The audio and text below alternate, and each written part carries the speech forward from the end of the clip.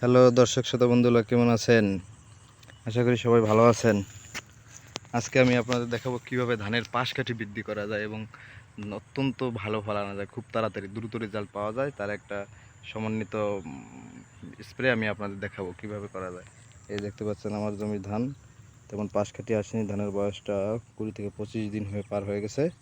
এখন মাটি দেখা যাচ্ছে, তো আমি এর জন্য একটা সুপার ডোজ দেব। সুপার ডোজটা হচ্ছে কি কি দেখেন।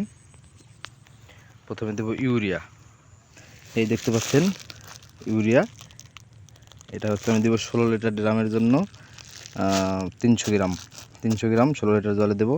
এবং সাথে দেবো চিলে জিঙ্ক, এটা দেবো 5 থেকে 6 গ্রাম। এবং এইটা হচ্ছে ফ্লোরা নাইট্রোবেনজিন সমৃদ্ধ এসিআই কোম্পানির ফ্লোরা। ভাই, আপনাদের ভালো রেজাল্ট পেতে হলে বিভিন্ন কোম্পানির মাল ব্যবহার করতে হবে। কোনটা ভালো কোনটা খারাপ দেখে এক কোম্পানির মাল হুদাই আনি দিয়ে দিলাম হবে না। এটা হচ্ছে স্টে চিলে জিঙ্ক, এটা হচ্ছে এসিআই কোম্পানির ফ্লোরা নাইট্রোবেনজিন সমৃদ্ধ। এটা আপনারা 16 লিটার ড্রামে দেবে হচ্ছেন 50 থেকে 60 মিলি। এবং সাথে দেবেন হচ্ছে পটাশ, এটা হচ্ছে ফার্স্ট পটাশ, এই বাংলাদেশি স্কোয়ার কোম্পানির ফার্স্ট পটাশ। এটা দেবেন আপনারা 40 থেকে 50 গ্রাম 16 লিটারে। 60 গ্রামও দিতে পারেন, সমস্যা নাই। 40 থেকে 60 গ্রামের মধ্যে দেবেন। আর এটা হচ্ছে বিঙ্গো বোরন। ধানের পাতাগুলো দেখেন আমার কেমন সাদা সাদা একটা ভাব। আমি একবার দিয়েছি, যদিও ধান রোপণের 1 সপ্তাহ পর আমি একবার দিয়েছি, তারপর একটা সাদা সাদা ভাব আছে।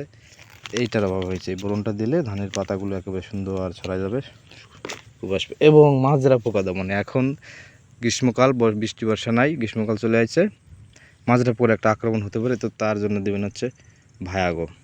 এই দেখতে পাচ্ছেন বায়ার কোম্পানির ভায়াগো। এটা হচ্ছে আপনার টেট্রোনিলিপ্রোল ডায়মন্ড জাতীয় প্রবাহমান কীটনাশক। এটা অত্যন্ত কার্যকরী। এই ওষুধটা যদি একবার স্প্রে করেন ভাই, আপনার জমির ধারে কাছে মাজরা পোকা আসতে পারবে না, গ্যারান্টি 100 বার। তো এটার আপনার ব্যবহার করবেন। এটা দেবেন 16 লিটারে 8 মিলি। 16 লিটার ড্রামের জন্য 8 মিলি হারে দেবেন। একবার দিলেই যথেষ্ট, আপনার জমির আশেপাশে মাজরা পোকার আসতেই পারবে না। তো এই 1টা 2টা 3টা 4টা 5টা 6টা এই 6 প্রকারের মেডিসিন আমি একসাথে দিব। আমার ধানের পরিবর্তন দেখবেন তারপরে কি হয়। এটা এই প্রোডাক্টগুলো দেওয়ার কারণে জমিতে যেমন মাজরা পোকা আসবে না, তেমন এই যে ফ্লোরা দিলে ধানের বৃদ্ধি খুব দ্রুত বাড়বে। ধানের মোটা হয়ে যাবে, বড় হয়ে যাবে, ধানের গাছগুলো খুব সুন্দর মজবুত হবে। এবং জিঙ্ক এটা 10 তলা পূরণ করবে। এবং ইউরিয়া সার দিলে তো কী হয় আপনারা জানেন সবাই, নাইট্রোজেন সমৃদ্ধ ইউরিয়া।